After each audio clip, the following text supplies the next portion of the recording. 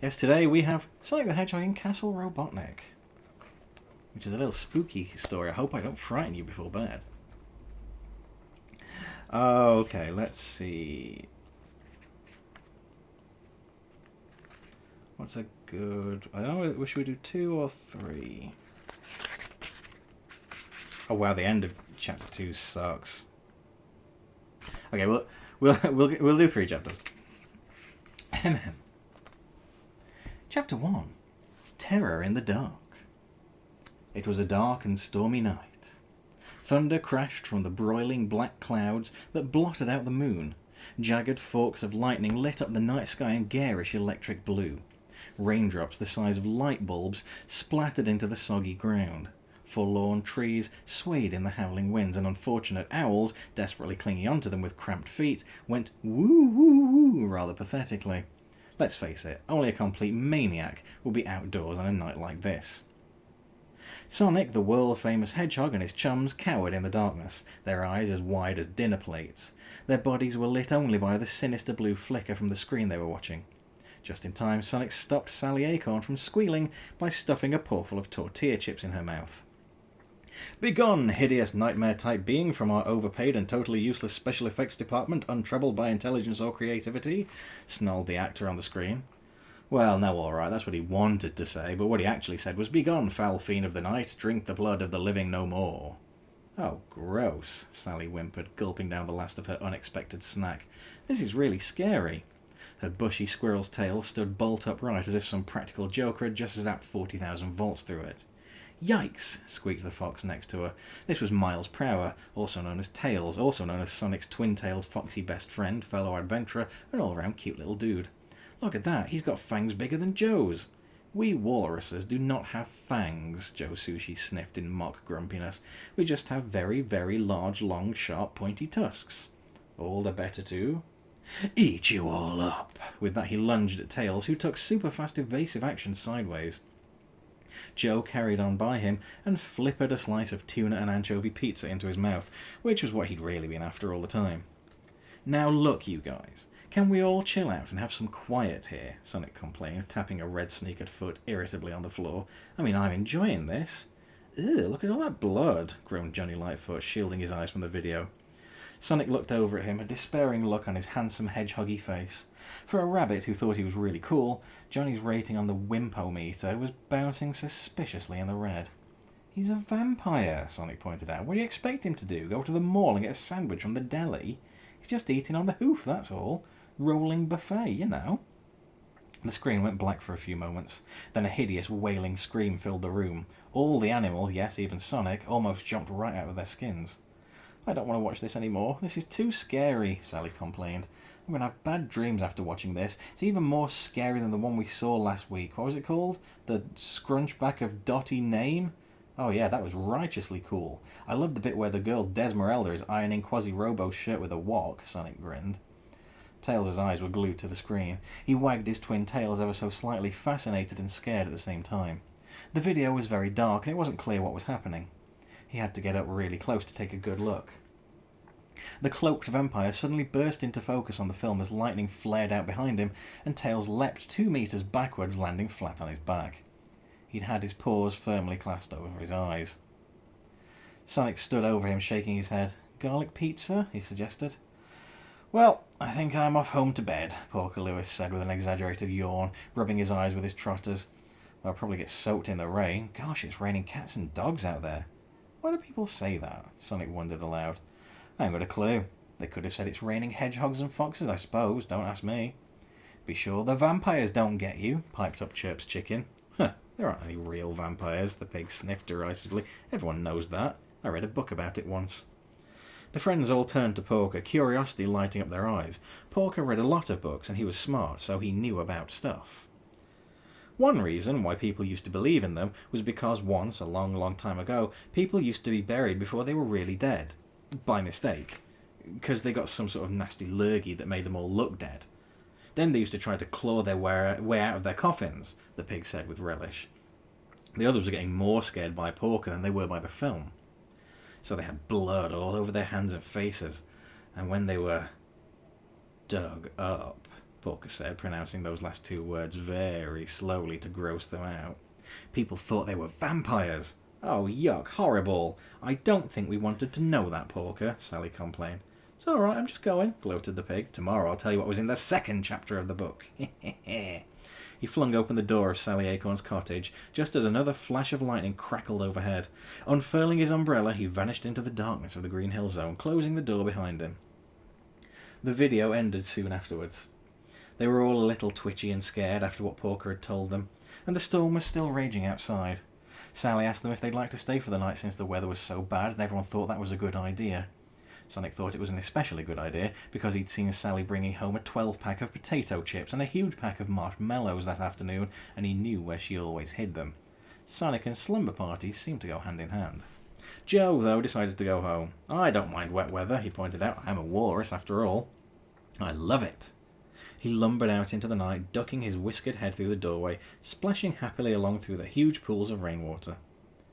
The animals settled down to sleep, dozing in Sally's comfortable armchairs. It wasn't easy to drop off because the storm was noisier than a grunge band practicing next door, and they were all a bit queasy about vampires. Then there came a rap at the door. Bang!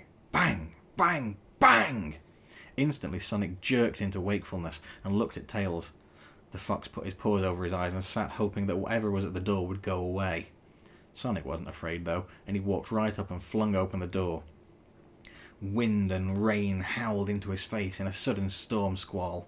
He could barely see the huge, sinister form filling the doorway, its terrible twin fangs gleaming in the light of the full moon, suddenly revealed by a parting in the clouds. The lumbering thing towered over him and reached down as if to grab him in its amorphous limbs. Better come quick, Sonic. It's Porker, Joe Sushi said grimly. He's been bitten by a vampire. Chapter 2. A Visitor in the Night. It was another dark and stormy night.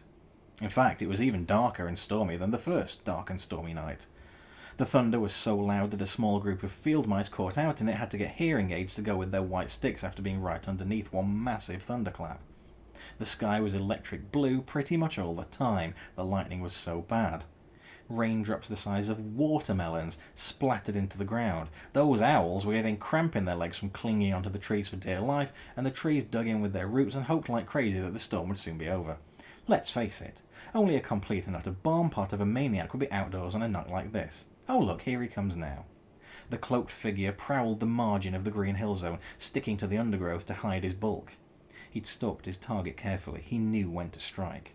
The evil face cracked into a smile of evil pleasure as he contemplated his raid. It would all be over so soon, so very soon. The dark cloak of the horror flapped about him in the howling gale. Great scurries of leaves whipped up around him as the Night Stalker crunched through the undergrowth on his heinous mission. At last he reached his destination. In his dark-gloved hands he gripped the door handle and threw open the door behind which his unsuspecting victim lay.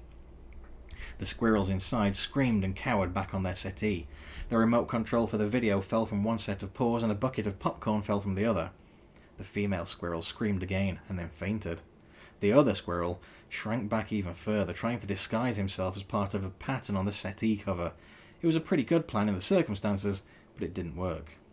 The gloating horror advanced into the room. It was dark, sinister, utterly evil. It was also wet, with a really gross drop hanging on the end of its nose, and there were little dribbles of egg white on its waistcoat. The horror wasn't just fat. It was spherical. "Kevin, you're coming with me. Ha ha ha," it said. Sonic and Joe carried the prostrate pig back to Sally Acorn's house. They laid him out on the floor with a fluffy cushion under his head, trying their best to make him comfortable. "Look, Sonic," Joe growled. "Look at the side of his neck." Sonic whistled through his teeth. "I can't believe this. It's just too heinous," he snapped. "Vampires in Green Hill Zone?" He bent down to take a closer look. The twin puncture marks on the side of the pig's neck were very clear. Tails rushed in from Sally's kitchen with a hammer and a long, thick length of wood, which had been hastily whittled to a sharp point at one end. "It's terrible, Sonic, but we might have to do it," he babbled. "It's the only way to kill vampires, you know. We saw it on the film." "Whoa, chill out, little buddy," warned the Hedgehog. "He's breathing. Just go and get me a bucket of ice." Tails reluctantly put his weapons down and sped off. When he returned with the few ice cubes Sally had left in her fridge, he gave them to Sonic and stood back with a slice of garlic pizza defiantly held out in his paws. Sally thought she heard a foxy whisper of "begone foul fiend," but she wasn't certain. Sonic stuck the ice cubes down Porker's shirt. The pig twitched and groaned. "Oh no, he's undead! The horror! The horror!" shrieked Tails. "Cool it," Sonic yelled. "Look." Porker's eyes opened, and then he scrabbled to his feet, arms flailing as he tried to get the ice cubes out of his clothes. "What kind of practical joke is this?" yelled a furious pig. "Keep back," Tails warned, waving his garlic pizza. "We have a stake and a mallet, and we aren't afraid to use them." Has he gone mad? Porker wondered, trying to make sense of the mayhem around him. "I wake up here and find myself being threatened by an insane fox armed with a pizza. What kind of welcome is that?" Sonic looked closely at the disorientated pig. "What do you remember, Porker?" "Like, when?" "Like just this evening," the Hedgehog replied, tapping his foot irritably. "Well, we were just watching the video and we fell asleep, and I suppose Foxface over there must have had a bad dream and it's turned his head," Porker replied. "Mind you, some of us have always thought he was a bit, well, unstable," he added darkly.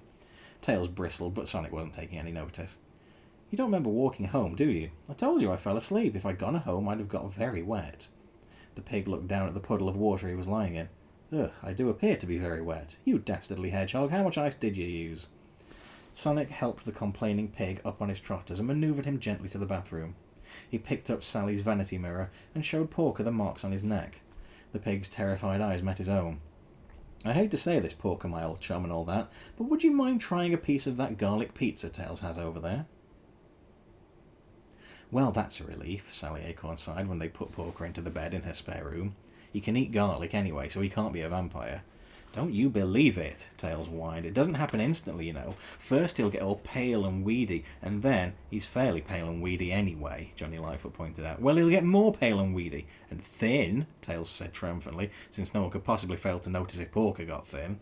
"Then he'll get allergic to garlic, and we won't see any reflection of him in the mirror. He'll start prowling at night, and then, oh, crikey, what are we going to do?" They all looked at Sonic. At times like this, he had to take the lead. "We'll have to find out what happened to him," Sonic said seriously. "Find out what kind of heinous dweeb bit him. Maybe it was one of the monkeys sneaking up from the Emerald Hill Zone playing a practical joke. Yeah, that's the likeliest thing, dudes." It was almost dawn outside. The storm had played itself out, and it was clear and fresh all over the Green Hill Zone.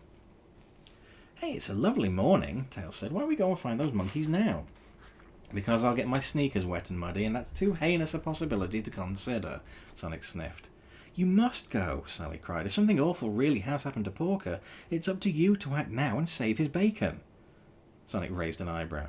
"Well, okay, perhaps that wasn't the most tactful way to put it," Sally said hastily, "but if Tails is right, we have to know now. We can't wait." "She's right, my most terrific hero buddy," Tails insisted, putting on his most pleadingest face. Sonic took the hint. Taking in a deep breath and really puffing out his chest, he took a sneak peek in the mirror to make sure his spines were really neat, and dashed out the door. Tails was right behind him. They were halfway to the Emerald Hill Zone when they saw the last of the vampire bats fleeing to its dank and dismal home before the sun rose. Obviously they didn't actually know it was a vampire bat from such a distance, but by now they regarded bats of any kind as seriously suspicious, given what had happened to Porker. "Never seen any of them round here," Tails said anxiously.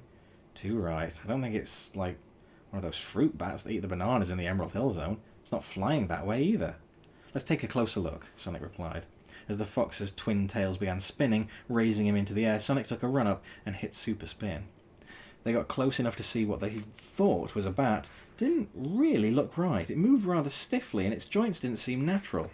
The main giveaway, though, was that there was a small jet engine mounted underneath its wings. When it saw them, the Batbot spun round and opened its jaws. Two long fangs presented themselves to the advancing dudes. "Yikes!" Tails cried out, taking evasive action. Halfway through his spin, Sonic decided just to tackle the problem head on. Gritting his teeth to get above the Batbot as it turned and swooped, he stomped it hard on the back. It fell apart into several chunks of metal, which disappeared into the trees below. "Crikey, what was that?" Tails wondered when they returned to the safety of the ground. "It's got to be something Robotnik's dreamed up," Sonic grimaced. "I mean, who else builds heinously fiendish robots to give us a bogus time?" "But why this? What's Fatty doing now?" Tails puzzled. "Well, my furry foxy buddy, who's going to find out? Let's get searching for those robot parts," Sonic said, looking at the forest around them. "Oh, Sonic, that's not going to be much fun. They could be anywhere in there. It'll take ages. And it's nearly breakfast time," Tails pointed out.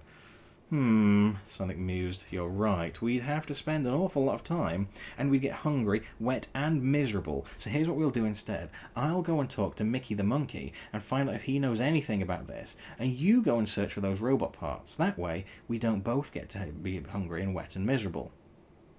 But why do I have to do it? Tails whimpered. Because my sneakers are already getting a little damp around the edges, dude, and that is totally uncool. See you back at Sally's. Cowabunga. A racing hedgehog vanished in the direction of Emerald Hill Zone. Tails sniffled a bit and slunk off into the woods. Then he had a clever idea. Chapter 3. Robotnik Explains. Dr. Ivo Robotnik, maniacal and demented but occasionally brilliant scientist and all-purpose would-be ruler of the planet Mobius, sat back and admired his most recent piece of work. The robot was an odd shape. It certainly didn't look much like the squirrel inside it, and it had a hunched back, but the Mark II Egor was fully programmed, and this time the mad genius was sure that the total obedience circuits were going to work perfectly. Robotnik had thought long and hard about Egor. At first he wanted to send squads of buzzers and other robots to dispatch Kevin, the bright-eyed squirrel he'd once imprisoned inside the Mark I version and forced to help him with his experiments, just as Sonic the Hedgehog helped him once upon a time. He knew something had to be done about Kevin. The squirrel-turned-robot might know too much about his experiments, having helped him so often. It was the same reason Robotnik was so scared of Sonic, and desperately wanted to destroy him, but simply disposing of the squirrel would have been a waste of all that he'd taught him, so he had decided to kidnap him and imprison him in robot form again. This time, though, it was going to work. It would be perfect. It was going to be truly exceptional. Egor, come here, the white-coated scientist ordered, dribbling the last of his favourite raw egg supper over his fingers. The robot dutifully clanked across the floor of Robotnik's huge laboratory. Now sit down at that computer. Here, that's right. Egor, can you remember how to program the coordinates for far out? Robotnik wanted to see if the robot could remember anything of its work on the original, fabulously advanced Robotnik's original universal transmogrifier. Robotnik had abandoned that line of research after Sonic had destroyed his beautiful, wonderful, lovely transmogriplex, his machine for turning all the animals of Mobius into robots, but now he had another fiendish plan. Nonetheless, this was a useful way to test out the new version of Egor. Egor's metal hands tapped in a stream of keyboard strokes into the computer, and numbers and strings of weird characters flashed up on the screens before Robotnik's delighted eyes. Excellent! Exquisite! You do remember, don't you? Robotnik cheered, and he wobbled up and down in delight. I do your bidding, master, replied Egor in the new, really deep voice Robotnik had given him. So you do, good robot! Ha ha ha! Well, Egor, I have a brilliant plan. I have finally found the perfect way of egg-sponging that hateful wretch, Sonic the Hedgehog, and at the same time, I shall achieve a still further objective, winning at last the Mobius Prize for film production and direction. But, Master, you award all the Mobius Prizes. You could award it to yourself any time you wished to, Egor said, with the very slightest hint of uncertainty in his voice. Robotnik should have taken warning from that, but he didn't. He was too deeply absorbed in his fantasy. No, you silly robot, I cannot give myself the prize until I have actually made a movie. Now look, he said, and his porky fingers jabbed at the keyboard before Egor. This is the design for the film set, and construction is almost complete. Already some of my film extras have been travelling through Mobius looking for, the right actors. The madman laughed maniacally. You too will have a good part in the movie, Egor. Thank you, Master, Egor said in his flat voice. Of course I shall play the leading role. Castle Robotnik, the movie is going to be called. A film crew is already preparing some of the opening scenes. There were a few teething troubles with some pilot experiments, but they've all been sorted out now. Robotnik did not need to tell his robot assistant that sorting out problems meant melting down robots that failed him. It is a horror film, Egor. Good, Master. Egor Mark II was still trying to figure out exactly what was happening. Stray thoughts about a horde of nuts and a brood of bushy-tailed children kept drifting through his programming. And not only am I going to make the best movie ever made, not only am I going to get rid of that pesky hedgehog forever, but at the same time I'm going to conduct a truly staggering scientific experiment for which I shall award myself the Mobius Prize for Advanced Scientific Genius. For the 5th time, Egor exclaimed. For the 6th time. I won it again while you were on holiday, Egor. While you were being converted into a Mark II, Egor. Yeah, anyway, I shall be doing all these things at the same time. Ah, such genius, Egor. Yes, Master. Now, Ego, you must learn your lines. That is very important. Movies have scripts, Ego, and there is to be no making things up as you go along. We must use the principles of method acting, Robotnik said very pompously. Method acting, Master? Yes. Follow my method or you get melted down for scrap. I have just plugged myself into the script memory bank, Master, said Ego hurriedly. Ah, yes, what syntactically precise dialogue, what mastery of words. Ego's scientist flattering circuit was plainly working. Of course, Ego, that's because I wrote it. This will win me the Mobius Prize for literary composition, too. For the 8th time, Ego congratulated him. Robotnik stiffened. Given his egg-shaped body, one might have wondered whether stiffening would turn him into a meringue, but it didn't. For the 9th time, actually, the scientist said angrily. Make sure you update the Robotnik Achievement Register into your databanks, Ego. You must be able to congratulate me accurately in future. Ego's scientist flattering circuit was already at work updating itself. Sonic was in deep conversation with his friend Mickey the monkey. Mickey was an odd sort of dude. He didn't call him friend, but usually odd things like me old China. But Sonic did his best to understand him, and by and large, provided the Hedgehog brought along lots of peanuts and crisps, they got along well. This was because Mickey was a real wizard with anything mechanical. Funny you should mention it, Squire, but we have seen a few funny-looking dogs and cats flying in the trees these last few days, Mickey pondered. Dogs and cats? Flying? I know it was raining, but I thought it was just a figure of speech. Sonic was understandably confused. Rhyming slang, me old cuppa. Dogs and cats, bats. It's like we say slugs and snails, Sonic and Tails. Oh yeah, I get it. Sonic got it, not at all pleased to be thought of as a slug. Funny looking things, these bats, Mickey said. They don't stop and eat fruit either. They can fly awfully fast at times, some of them. He continued, have me seen flying off the scrap brain zone. Don't like the sound of that, Sonic fretted. No, well, since you destroyed Robotnik's laboratory down there, it's been very dangerous. Chock-a-block with mindless robots crawling all over the place. Even one or two of those clucker things, the really nasty ones. We don't go there anymore. If that's where those Batbots are going, someone's going to have to check it out, Sonic thought aloud. Unless... He suddenly had a clever idea and set off at an alarming speed to try it out. Racing around on the beach beside the azure waters, he shot up a palm tree, leaving a hail of coconuts spraying through the air behind him. One of them narrowly missed hitting Mickey full on the head. The monkey sat with his paws clasped over his head to protect himself. He shut his eyes tight. When he opened them, Sonic was zipping past him, leaving the words "wrong tree" hanging on the air as he disappeared into the distance. Very soon afterwards, our heroic Hedgehog found himself perched atop a totally ginormous bunch of bananas. Before him, a few leather-winged bats were happily hanging upside down in the tree. A couple of them had unzipped a banana and were snacking away, while the others chattered away, saying things like, "Remember that curveball?" and "Strike out, dude." Sonic had no idea what they were talking about. "Hi, Blue Dude," one of the bats greeted him. "We're baseball bats." "What are you?" Sonic groaned. What a pathetic joke. "I'm Sonic, the world-famous Hedgehog," he replied politely. "Never heard of you, man. Who you pitch for? You played in the Mobius series a long ways back or something?" the bat said casually. Not exactly, the Hedgehog said slowly. The bat saw his confusion at their odd speech and smirked. "Ah, can't follow the lingo, huh, dude? You want to try the next tree along if you want really weird." "What's there?" Sonic said, beginning to get irritable and fearing another feeble gag was looming on the comedy horizon. "They're the cricket bats. They'll give you a load of stuff about googlies, losing your bails and getting caught in the gully. It'll make your eyes water just to listen, man," the bat sniffed disdainfully. Sonic wasn't perched increasingly precariously in the tree to hear any more of this. "Look, dude, have you seen these new bats? They might have been heading to the scrap brain zone."